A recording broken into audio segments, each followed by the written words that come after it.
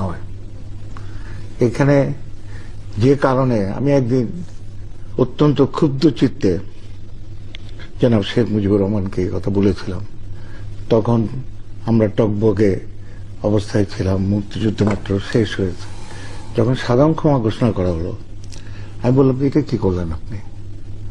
এরা কি করেছে আপনি তো দেখেননি, আমরা প্রত্যক্ষ করেছি, একটু বিচার হওয়া উচিত যারা সত্যিকারের জন্য দায়ী। তো তিনি একটা সুন্দর কথা বলেছিলেন, সে কথাটা আমার বলা দরকার, to put it on record. তিনি বললেন যে দেখ, এই বাংলাদেশ ছোট্ট একটা দেশ, আমরা কতগুলো গর্ব করতে পারি এই কারণে যে এখানে কোনো ট্রাইব নাই, কোনো গোত্র নাই, আমাদের প্রায় সব একই অভিন্ন জাতিসত্তা, মধ্যবিত্ত এবং কৃষক ভিত্তিক।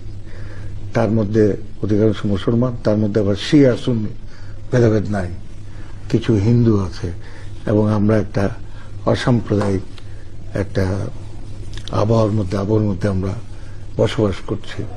আর কিছু আছে পাহাড়ি এলাকার মানুষ, তারা ভিন্ন জাতিসত্তা।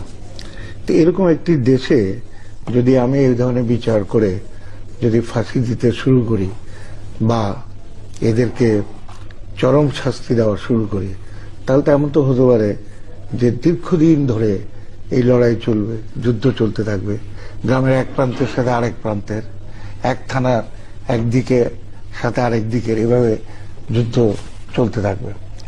তিনি বললেন যে তোমাদের পরিবারে, আমাদের পরিবারের কথা বলেন, চিওড়া কাজীবাড়ি, তোমাদের পরিবার তো বিরাট পরিবার। তোমার এক চাচা কেজি আহমদ সাহেব, উনি মুসলিম লীগ করতেন।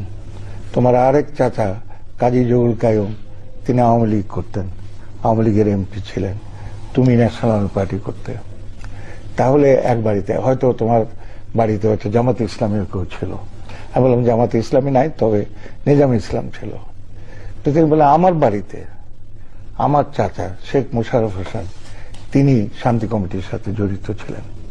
এখন এই বুড়োকে আমি জেলে পাঠিয়ে দিচ্ছি। তো তিনি কয়েকজনের নাম করে বললেন, এই সমস্ত নেতা, এদেরকে ফাঁসি দিয়ে দেওয়া যাবে, সবকিছু দেওয়া যাবে, কিন্তু এই যে অনৈক্য, এই যে ফাটল, এই বিভেদ, এটা তো একটা স্থায়ী রূপ নিয়ে নিতে পারে, এবং তার ফলে ন্যাশনাল রিকনসিলিয়েশনকে আদৌ হবে কিনা তা চলতে থাকবে। আমাদের সমাজটা তো যূথবদ্ধ সমাজ, এই কথাটা, যূথবদ্ধ কথাটা আমার খুব মনে আছে। তো যাই হোক, তিনি সেটা